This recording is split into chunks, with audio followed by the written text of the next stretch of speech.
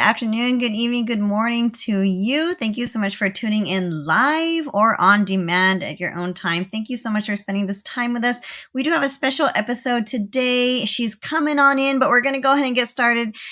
We'd like to, of course, welcome a special friend who has been so gracious to give us his time today, Mr. Billy Joe Wright. Welcome again. We have convinced you again to join our show. You don't have to convince me for anything. I'm so proud of this series that HLPTA has been doing with you two leading it.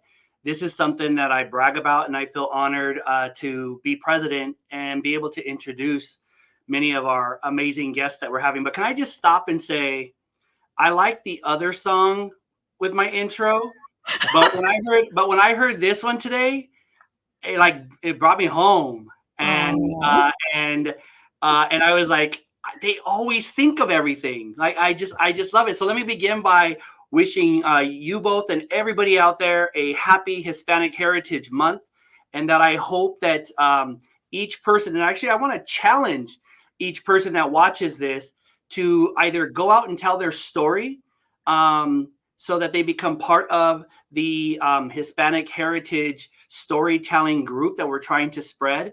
Or if you're not Hispanic yourself, is take time this month and all throughout the year to get to learn about other people's stories. So thank you for that amazing intro and song. And I love the little emblem that you have up there. We do think of everything, Billy.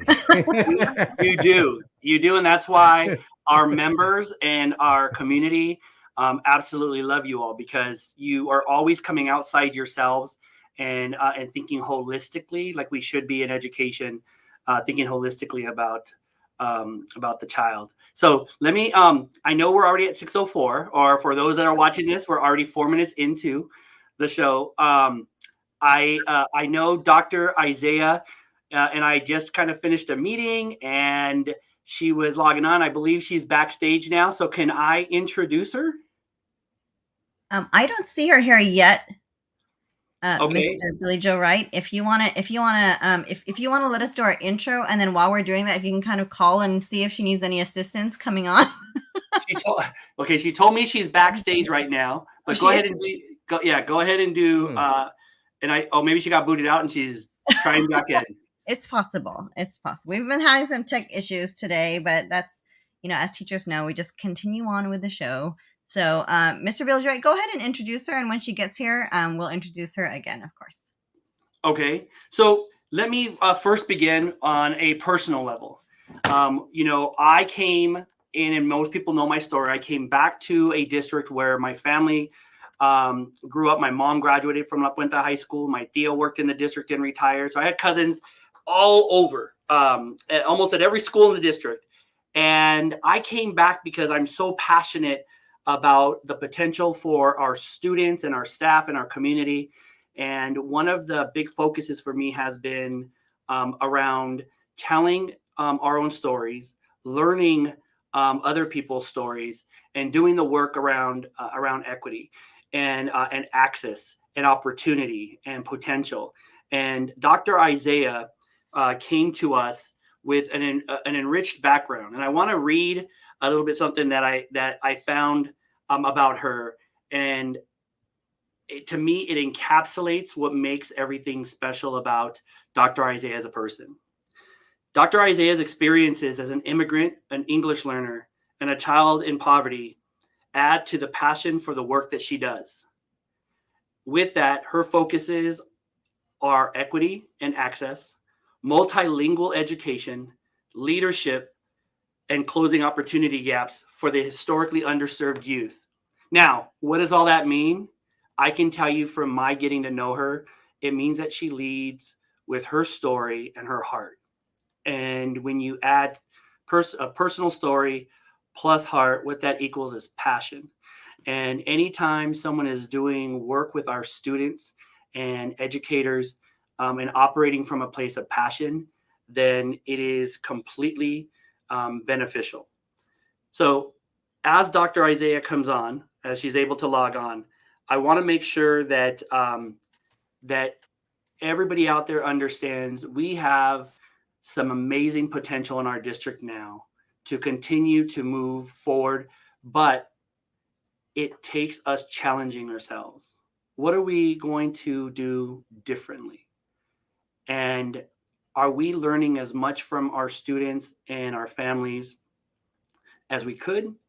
And are we bringing enough of ourselves into the classroom, our own personal experiences, our own languages, cultures into the classroom so that the classroom environment is as rich as we can make it? So that being said, I know you have some slides that you want to go over. And if you want to put me in either in backstage or just put me off to the side so I can watch it, and I will check in with Dr. Isiah and see if she's been able to log on now. You're muted, Teresa, I think. Of course you're muted. Like all the things that are going to happen wrong is just going to happen today. Everybody just get ready for it, okay? But we have such a great topic. I'm not even worried about it. So we're going to go ahead and continue with our introduction while Billy Joe saves the day and helps Dr. Isiah get on.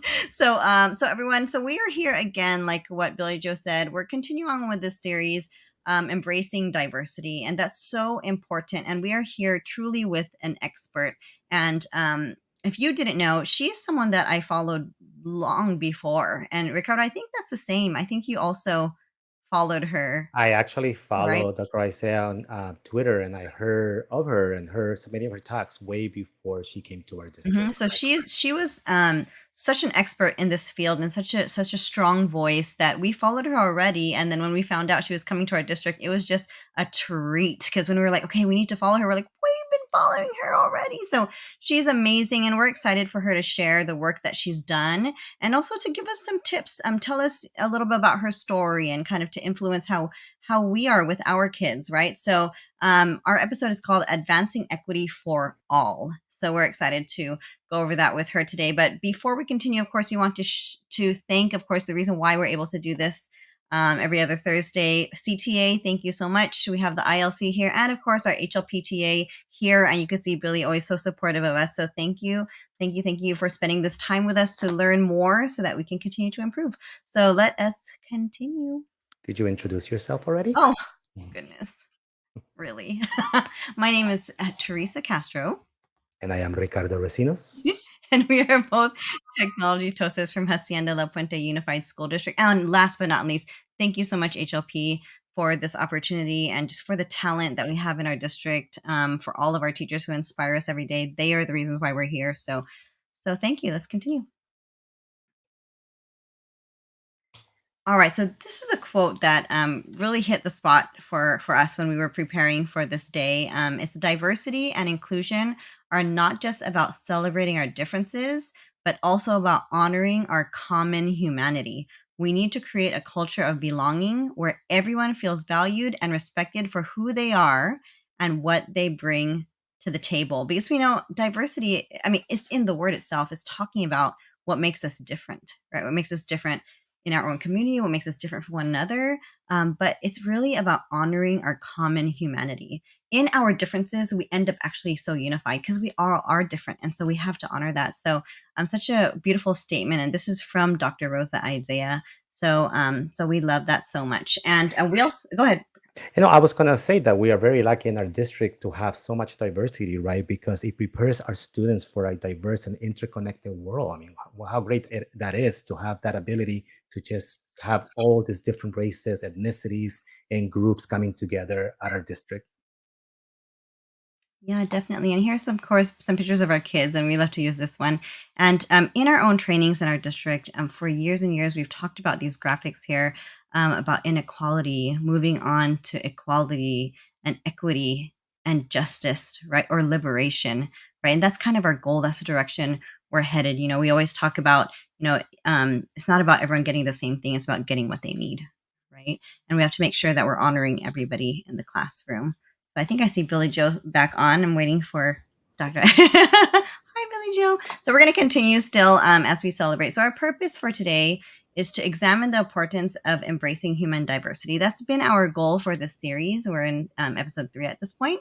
And our objective today is how can we advance equity for all? And when I think the word all, I'm thinking all different students, but not just students, stakeholders, right? So students, board members, families, communities, teachers, everybody. And now I can't see the slide. Thank you, Mr. Ricianos. And I think that's you signaling me to give the mic back to Mr. Billy Joe Wright. All right. Go ahead, Yes. Mr. Billy Joe Wright. Take it over. No problem. Has Dr. Isiah been able to log Yes, on? she is here backstage. All right. So then let me introduce. You've already heard me give background on Dr. Isiah, and so you could just rewind that if you didn't hear that, or if they edit this in any way. Let me just from here say I am so excited as president of the Hacienda La Puente Teachers Association, and even more than that, as a teacher in this district at Workman High School, to introduce our new Assistant Superintendent of Educational Services, Dr. Rosa Isiah. Yay, we need like a clapping. Yeah. Yay, I'm so excited that I was able to log in. Welcome, Dr. Dr. Isiah. Isiah. While I just have you here, and I'm going to turn it over to the masters because they're the masters at all this. But I always like to take a personal point of privilege, and I know I've said this to you directly, and but I think it's important to say it on a show like this. You are a role model for not just our students, but you are a role model for my members. For our members, you're a role model for me. For someone who grew up thinking that my grandpa owned a cherry farm or a cherry business, and my friends would always say, hey, when's your grandpa going to send more cherries? And then I found out later and really understood that he was working in the fields in Delano picking cherries. And then when I went and took my Chicano studies class, learned about how he was treated and that they didn't have restrooms and how the water troughs were out there and they didn't have clean water and they were working in heat. It really opened my eyes even further to the background of my family members that I was not taught in school. And so to have people come into positions, and we know role models make a difference in the classroom, but they also make a difference on boards and they make a difference in positions like yours. And so I just want to thank you for taking on the challenges as a woman, taking on the challenges as a Latina, taking on the challenges as a human being with your own story, to not settle for maybe those other boxes that people wanted to put you in. And I appreciate you more than you know, because being a person who's, like I say before, my family comes from this community, you will have more of an impact than you know. People like you will plant seeds and won't always see what grows. But please know that things will grow in this community for decades to come because of the work that you will be doing. And it starts with the topics that you guys are going to cover today. So that's my personal point of privilege. I won't keep going. I'm going to back out because I want to follow along as a listener, but I wanted to make sure that you really knew that for people like us, and I can speak for Ricardo and Teresa, this is more than a check off the box type of show. This is really about us appreciating and wanting to honor people like you and your story and your work, even before the work in our district has been done, because for you to get to this point, you matter. And so thank you, thank you, thank you. And I'm going to be here listening. Oh my gosh, Billy, that just gives me chills. But you know what? I welcome that. I receive it.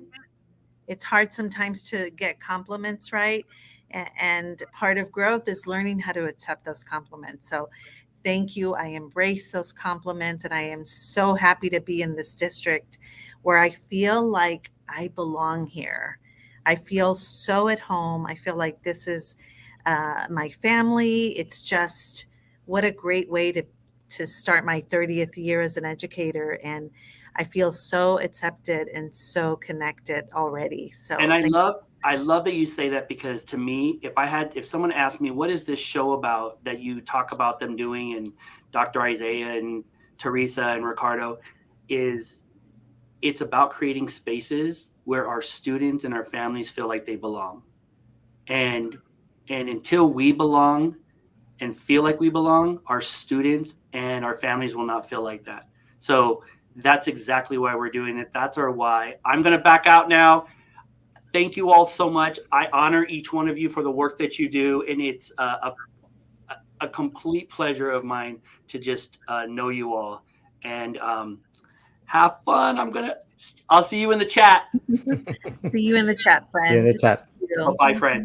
Billy Joe, wow, those were such beautiful words, and we know it came from his heart. So thank you so much, Billy Joe. We're going to continue on with our intro, Dr. Isiah, and then we're going to let you go ahead and take over and share your story with us. So we're here to talk about how can we advance equity for all, and of course, to give a little tribute to Hispanic Heritage Month, because we are in it right now. So let's go ahead and continue. And we always, before we begin, we start with our whys too. So let's go ahead and click forward. And these are our personal whys right here. These are our kids. These are my daughter and my son, and Ricardo's daughter as well. And we know that the topic that we share today influences not only us, but influences our children. And we hope that this extends out to their schooling, their educational experience too, to also, feel that. So let's continue. And then our kids and HLP as well. They're the reason why we're here. They're the reason why we do all the things that we do. Everything is for the kids. So let's continue. So happy Hispanic Heritage Month. And we saw one of your posts, Dr. Isiah, that said it should not just be just 1 month. This is supposed to be all the time, right? So we just wanted to celebrate and commemorate how we celebrated in years past. And today, about a year ago, we celebrated with Rosa Isiah, one of the reporters who came from our district, our own teachers who teach in our district, but they were also alumni from our district. It was very cool. Wow. And so we have our classrooms here doing some VAPA projects right here with Mrs. Ruiz, some of our own teachers doing posts here, just being so proud. And of course, a Flipgrid special worldwide event that Mr. Ricinos was in, and just great things happening to commemorate this month. And so I think we also wanted to show a short clip. We'll play a short clip before we start. Here it goes. Yeah. There are plenty of Latinos that are Black, Latinos that are white, Latinos that are trans and queer, and Latinos that are cis and straight. There are Latinos that are Republicans and Democrats. And the point is that there is no one Latino experience. And anytime you try to think of this community as monolithic in some way, you're going to get it wrong. We're an ethnicity. We're not a race. We actually are all races. So we're gonna. There are plenty of Latinos.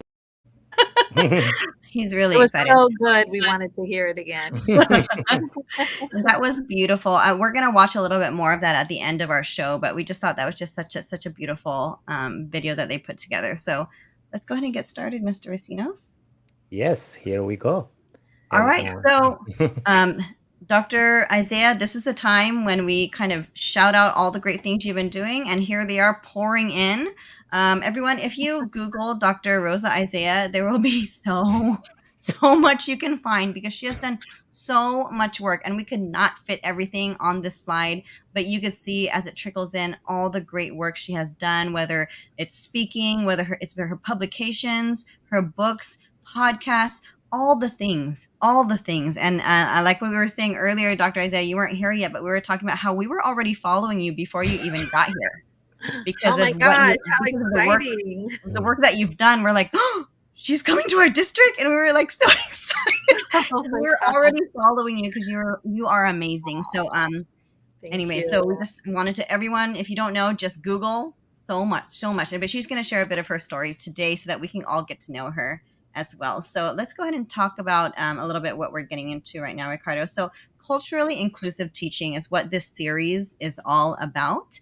And so we're going to continue with that. And it is also Hispanic Heritage Month, as coincidence. But we want to hear a little bit about your story. So let's go to our first question, Dr. Isiah, which is, what is your story? How did you come here to us? Oh my gosh, yes. What journey brought me here? I'm so honored to be here for this show, Hispanic Heritage Month. As I get older, I just reflect on my journey and see so many connections and so much relevance in why I'm here today. and it gives me chills to think about it.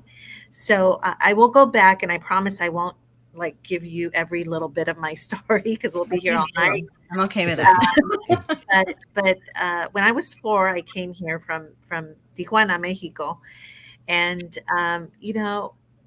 when we hear conversations about immigrants, this is what we're hearing and seeing in the news right now. Um, it triggers me in so many ways. There's the DACA piece that I can relate to because that was who I was as a high school student, and I think about the phrase illegal immigrant that just upsets me so much because no human is illegal. Um, but my parents wanted what so many of these families want. Can you imagine being in a place that is so traumatic or challenging that you are willing to give up everything you know, everyone you know, your entire history, and anything that you own to come to a place that doesn't want you to be here and to risk this journey and to bring your kids along? There is so much courage that needs to be in place to be able to do that. And so my parents, they were young. They were in their early 20s, and they decided, like, we want something better. And at the time, it was my brother, who was 5, I was 4, and then my younger brother, who at the time was about 6 months. And I just remember going to school and feeling so out of place and so confused, and I was in culture shock. But I was an obedient, shy kid, and so I was learning so much. I didn't realize it at the time that I was learning so much. So people talk about their experiences and what they remember as a kid. My memories aren't that great. I mean, I grew up with trauma. I grew up in an abusive household. My parents did the best they could with what they knew, and kindergarten, total blur. Don't remember anything about kindergarten, just hugs from my teacher. And then in first grade, I had a teacher, Hispanic Heritage Month, who was Hispanic and spoke Spanish. And my whole face just lit up when I met her because I didn't feel so afraid and so out of place anymore. She taught me to read in Spanish after school. During the day, I was learning English, and I soared. I mean, we know that dual language programs are great programs for emerging multilingual kids, but I lived it. She was informally teaching me after school, and during the day, I was immersed in English. So I learned to love school, and I knew at that moment that I wanted to be just like her. Along that journey, there were sometimes challenges. I had teachers who thought that because my parents were not present, that they didn't care and that I would not amount to anything. I heard my third grade teachers having this conversation about, she's so smart, but her parents don't care. They're never here. They don't show up. My parents were undocumented, and my parents were just trying to put a roof over our head and food on the table. And I remember feeling so helpless because I wanted to say to them, no, no, you're wrong. My parents love me, but they have to work. And that planted seeds in my heart and mind. And I carried that as a teacher, and I carried that as a principal and as a coordinator, and I carried that out in life. Like, no, we are including families. And research tells us when we embrace and engage our families in learning and participation and voice in our schools do better. So it was a negative experience, but it really informed who I am today. I knew I wanted to be a teacher. In fifth grade, I remember writing in a journal. Our instructional aide said, write down your goals. And I wrote down 3 goals. I wrote down that I wanted to write a book someday, that I loved reading, and that I wanted to have a beautiful family with a nice husband, a reflection of, what was going on at home at the time. It was challenging, and that I wanted to be a teacher and maybe a principal someday. And I found that journal years later, and I opened it, and I thought, oh my gosh, those things have come true for me. I spoke it into existence. I also remember having an instructional aide that I didn't think she really liked me. And she signed my yearbook as a sixth grader. And she said, I can't wait to read about you in the papers. You're going to be, you have a bright future. Um, and I know, and that just was so shocking to me that someone believed in me that much. Middle school was a blur. I got bused to Palos Verdes, PV, and all I wanted was Jordache jeans and Vans. And I knew that my parents could not afford it, but everybody around me had Hello Kitty smelly erasers and beautiful pens and Trapper Keeper folders, and it just reminded me that I was poor. And I went from being an A student in my community to now I was struggling to be a C student. And I don't know if it was harder for me or if I just felt like I didn't belong. I just didn't feel the motivation. Um, Fast forward to high school. Um, I did well on all of my classes. I struggled with math, and I believe that I was not a math person, which we know is now a myth, right? Everyone is a mathematician. We just have to figure out what way works best for us. And I remember struggling in algebra 2 and getting a D. That was the worst grade I ever had. But at the end of the year, I had a really high GPA. And so I was invited as a senior to go to this banquet, and we got like these Letterman jackets. And I remember seeing this teacher, Mrs. Bowden, and I'll say her name because she was so mean to me. Um, and I'm in the back, at the theater on stage, waiting to walk up and get my certificate and my jacket. And she says to me, "How did you get here?" Mm. I remember feeling so sad, but now I had voice. I had a little more voice and courage. And I said to her, just because I didn't do well in math doesn't mean that I can't do well in other things. And I share that story because there are people along our journeys that support us, that make us feel connected, that encourage us, that cheer for us. Then there are other people that may not always do that. And she didn't take the time to get to know me, understand my struggles, or care why I wasn't doing well in math. But she wrote me off. She just figured, this kid is not going to do well. I'll never forget her, but she fueled my fire. I used that experience to say, Mm. her. People say if they don't believe in you, show them, que tomen fotos, let them take pictures, because I'm going to show you how great I can be. And that very same year, also, I had Lucinda Clear, who is now Lucinda Pueblos. And if you're out there, Lucinda, I know you are because we're now Facebook friends. She shared her story with me. And at the time, I had a boyfriend that I didn't want to leave. I had a dad who said, "You're just going to get married and have kids." My boyfriend said, "You're so smart. You don't have to go to college. Why go to college? Like, you can just get a job and we'll be fine." Because, of course, we were going to get married and all of that. Of course. But she shared her story with me, and it was very similar. She grew up in the same community.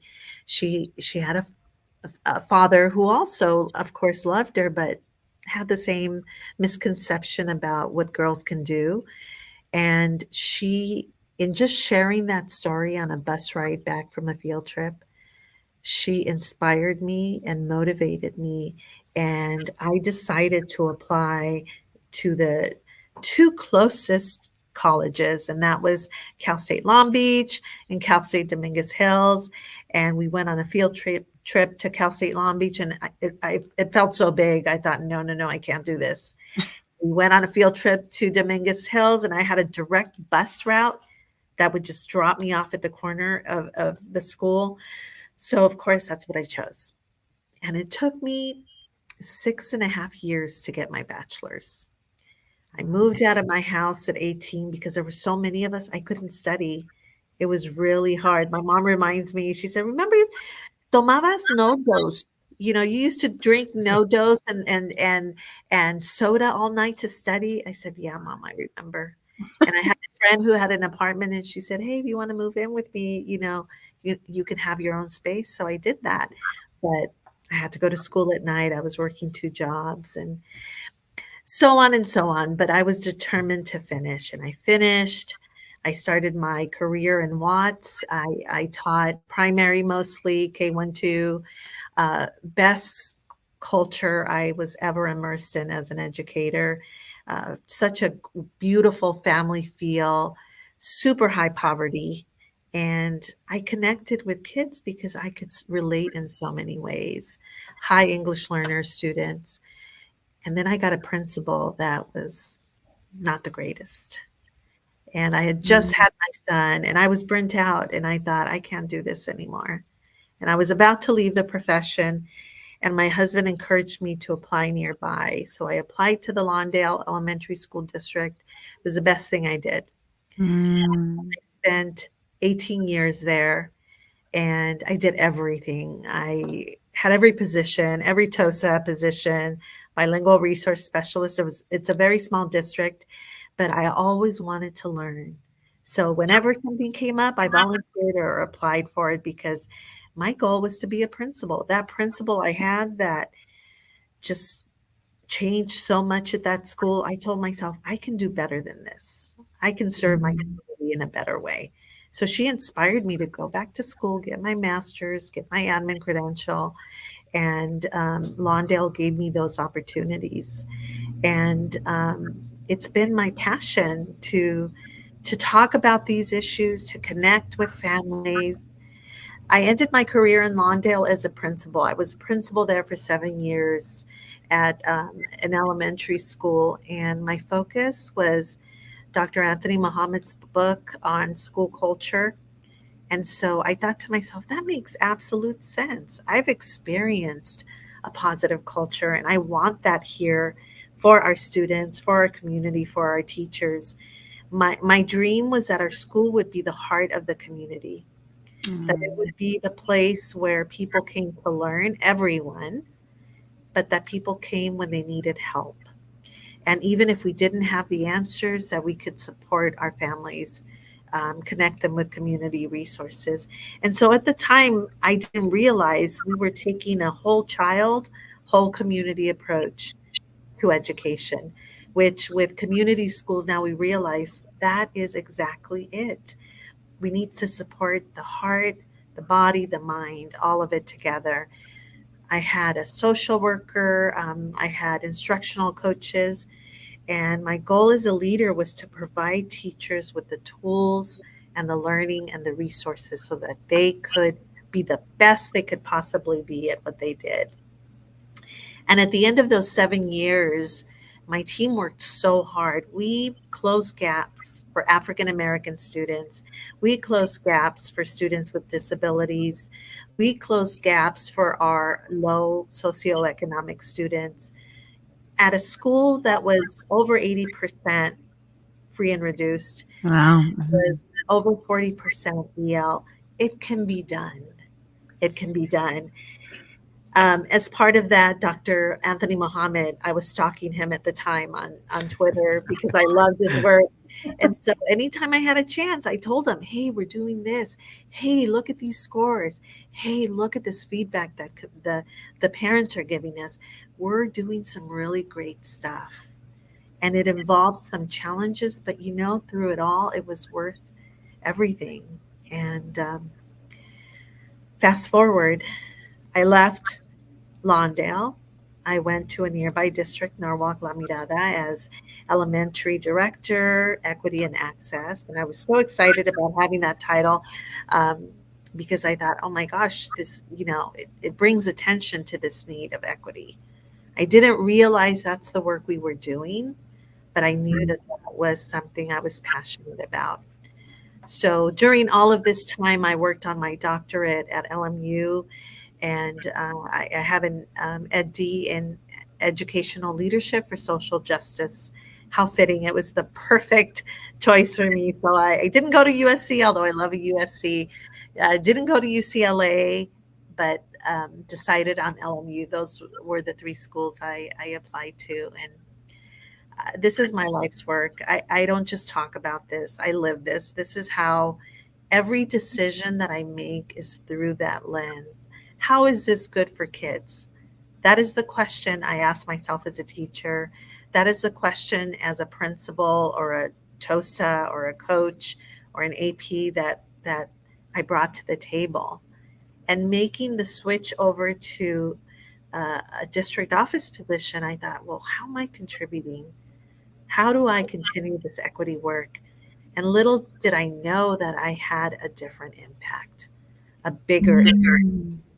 What are our hiring process? What curriculum are we choosing? Are we engaging families? I was responsible for district-wide parent engagement. How are our parents contributing to the conversation? I realized that I had an impact in a different way. And I'm here now, and I can hardly believe it.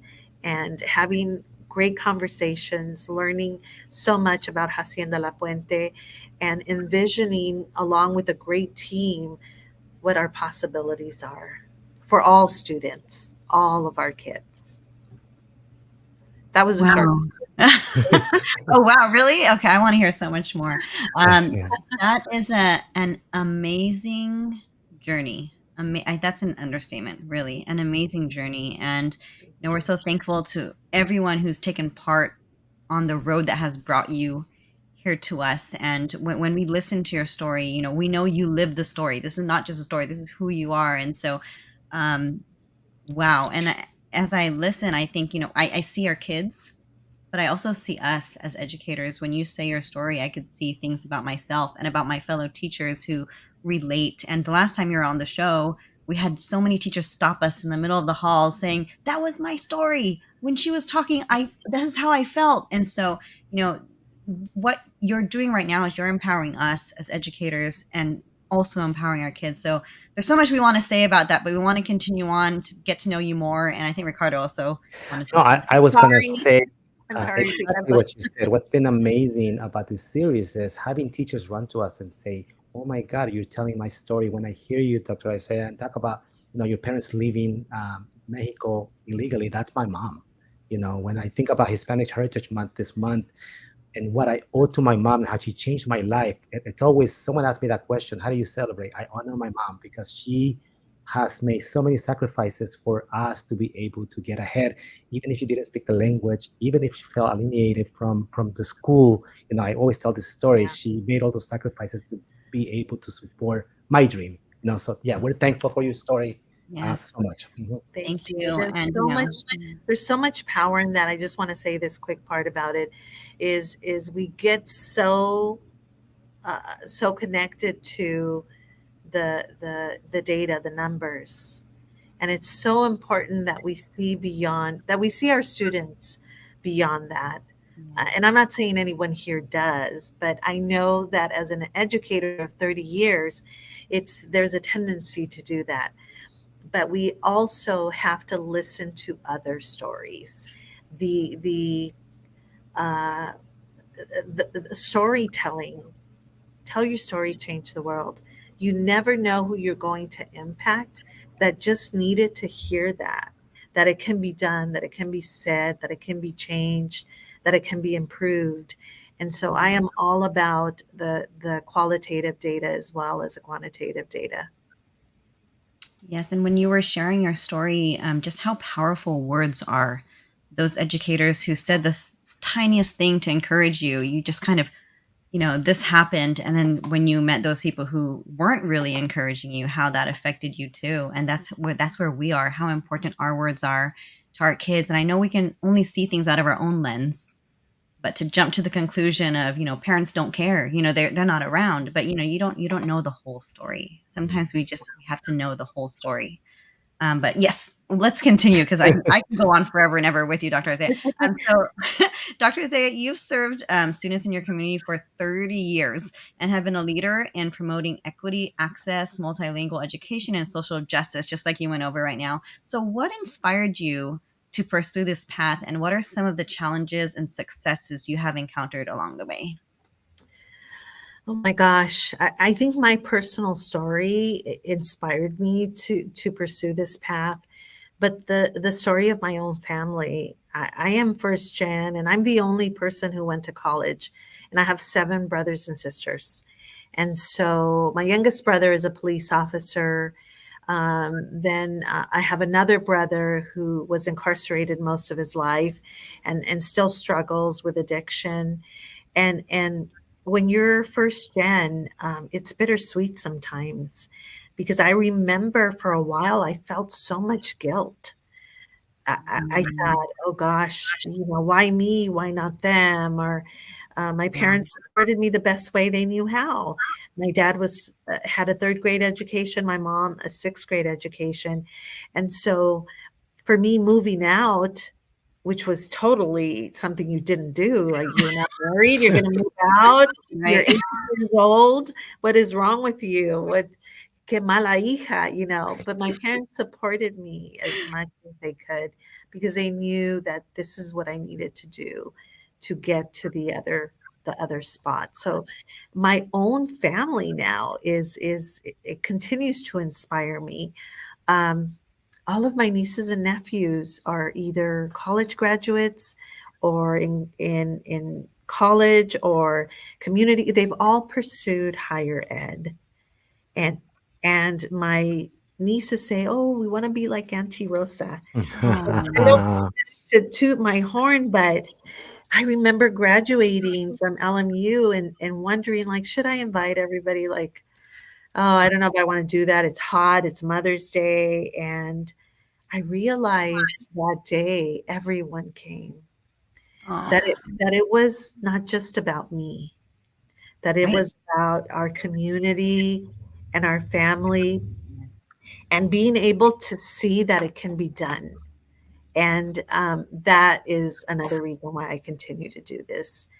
Um, there have been challenges. I mean, in my former district, we did a 3-year SEL as a lever of equity PD journey with our staff.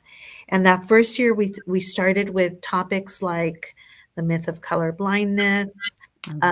We started with mirror checks, and I know you've looked at some of the stuff that I've done. But I got some anonymous hate mail from some educators that were not Wow. ready to have that conversation. And I thought, there's always that fear, right? I want to represent my district well in whatever role that I am. So I'm careful about what I say, but I'm also honest, respectfully, about things. But that was a moment where I thought, oh my gosh, do I really want to continue to do this? My husband is African American, so my children are mixed race, and for our families, we celebrate 27 years next week. By the way, our 27-year Happy anniversary. anniversary. Oh my goodness. Thank you. But I remember people looked at us like we were crazy. And I thought, why are they staring at us? And then it dawned on me, like we don't look the same, right?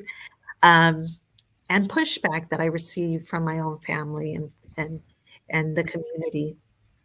We're in a different place. My family adores my husband. He's a wonderful person.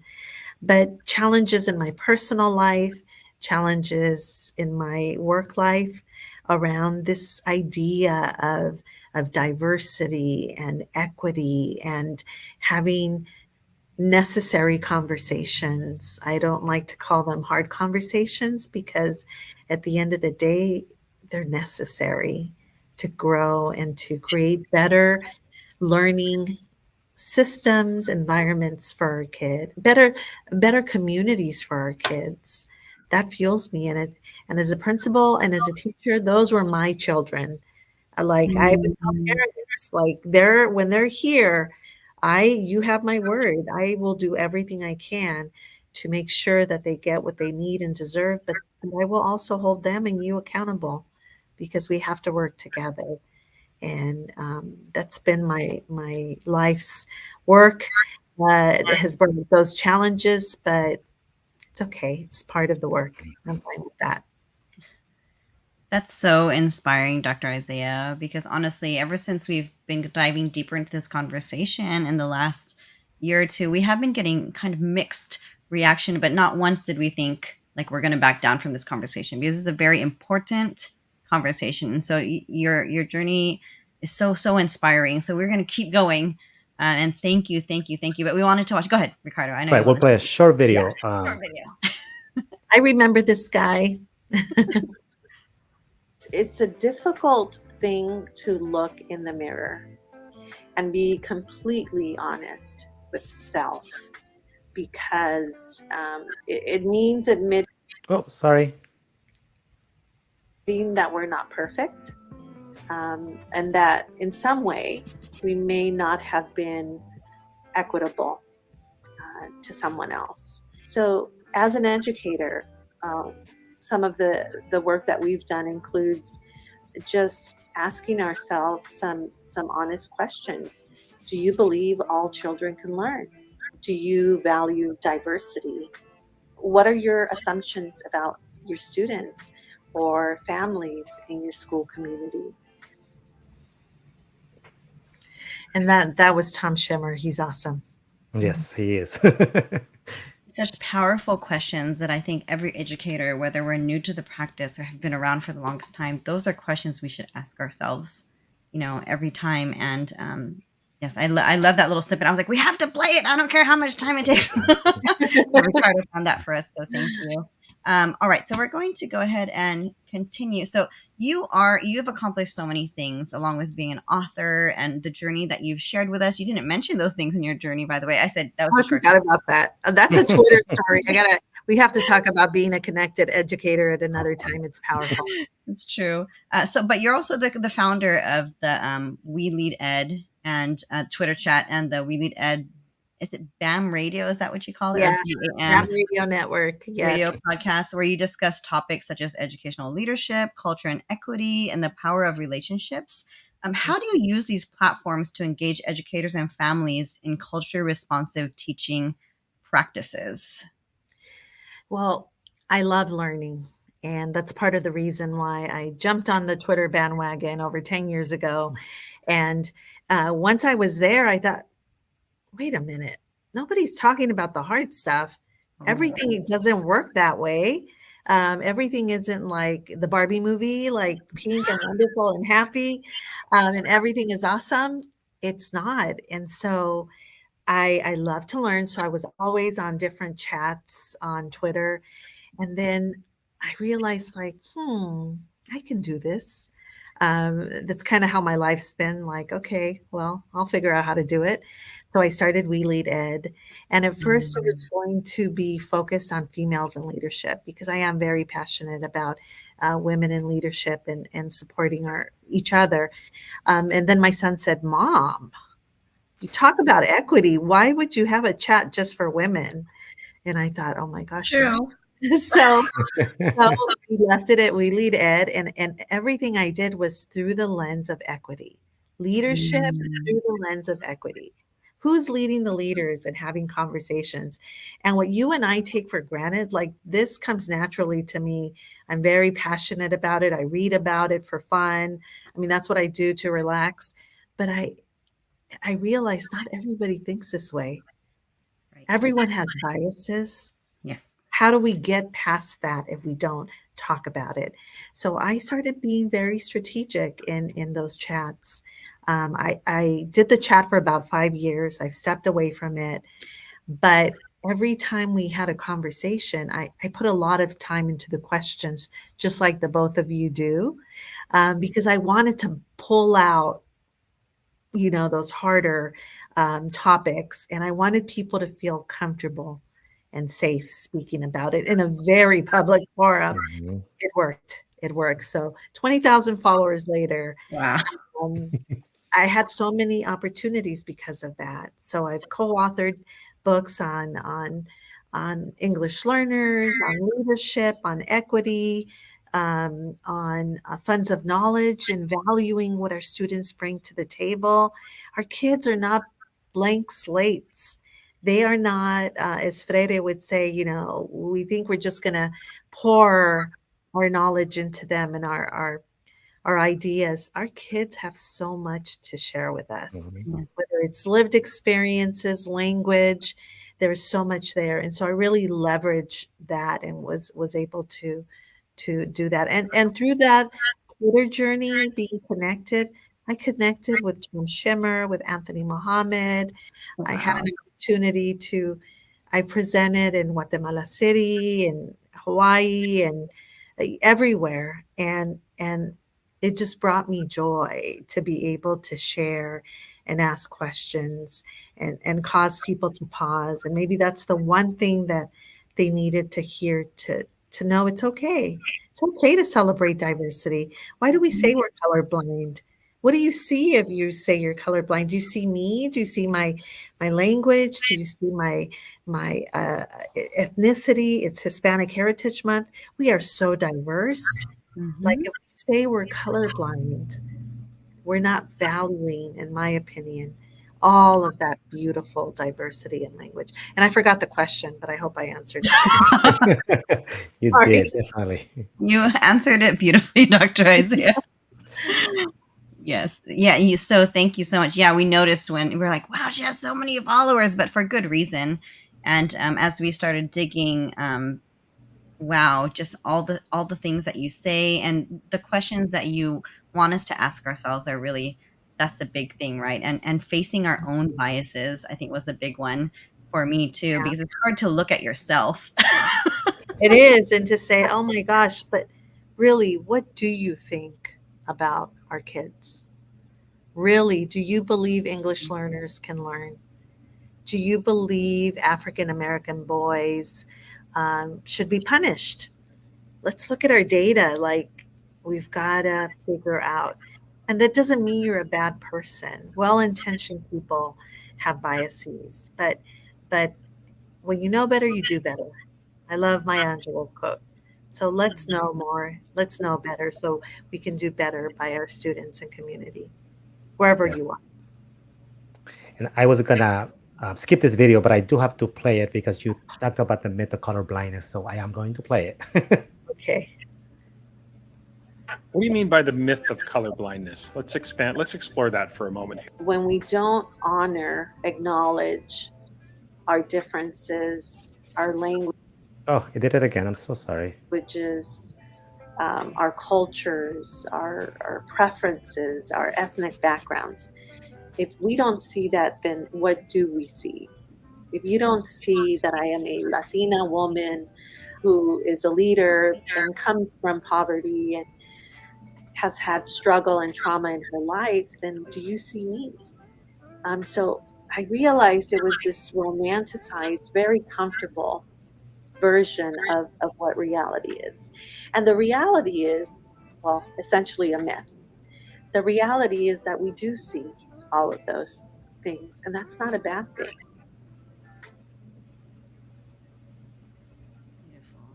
We'll go back one more question, Ricardo, before this one. Sure.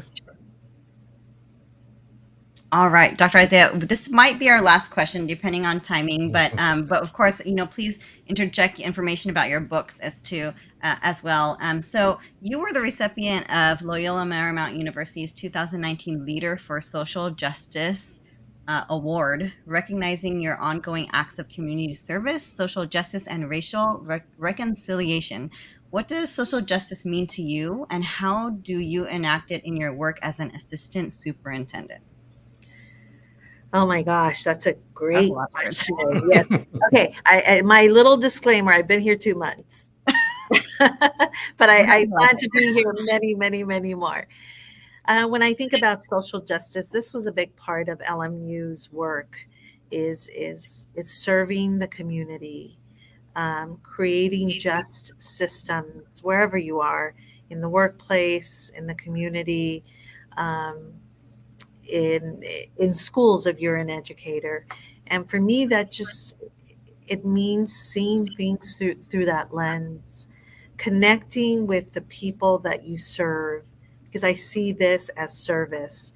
I am a servant leader, in my opinion, and so I need to understand who my community is in order to understand what services and what supports we can bring to increase, at the end of the day, student happiness and success and achievement. So when I think about social justice, I think about leveling the field, um, because I mean, if we look at history, we have inequitable systems in many places throughout the world, throughout the nation, and there is so much history there. It's not so simple and black and white. My kids think I'm extra because I see everything through this equity and social justice lens, and part of me feels like they're so sheltered. We always want to give our kids better. We want to protect them from maybe some experiences that we had. But I plan to enact it just through this lens, through asking questions and asking the right questions about the work that we're doing. I'm not here to create a negative environment. I'm here to work together, to partner with everyone who has a part in educating our kids in Hacienda La Puente and figuring out what we can do to create the best schools, the best environment. We're already doing amazing, great work. There's always room to improve wherever you are, wherever you go. And so it's just what I do. I don't see education without equity, because equity is giving people what they need to be successful. And we all are in a different place. So how do we meet our students, our families, our teachers, our staff where they are? And how do we create systems that support them to be the best they can possibly be? Wow, that's beautiful. And oh, I thought I had more words. We're so thankful that you are with us, and we're thankful for this opportunity for us to get to know you, because we know a lot of our teachers might have seen you from afar, maybe waved at you once or twice, but don't really know who you are, haven't met you. But, hearing your story really, I think, so empowering for all of us. So we're thankful that you are with us. We can't wait to have this journey together with you as we work for our kids and our families and our educators.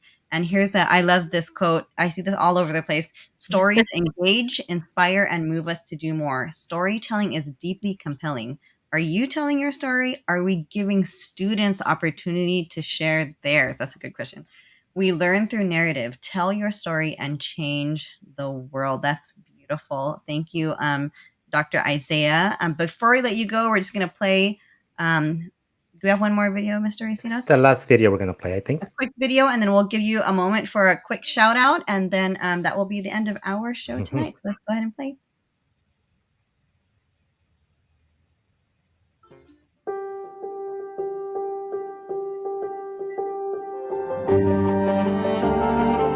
Oh, I did it again, every time.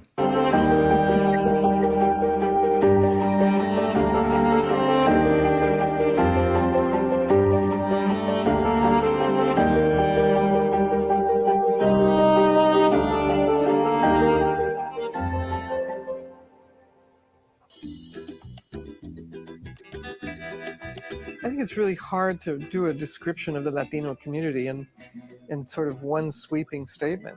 In and of itself, it's a wonderfully diverse community.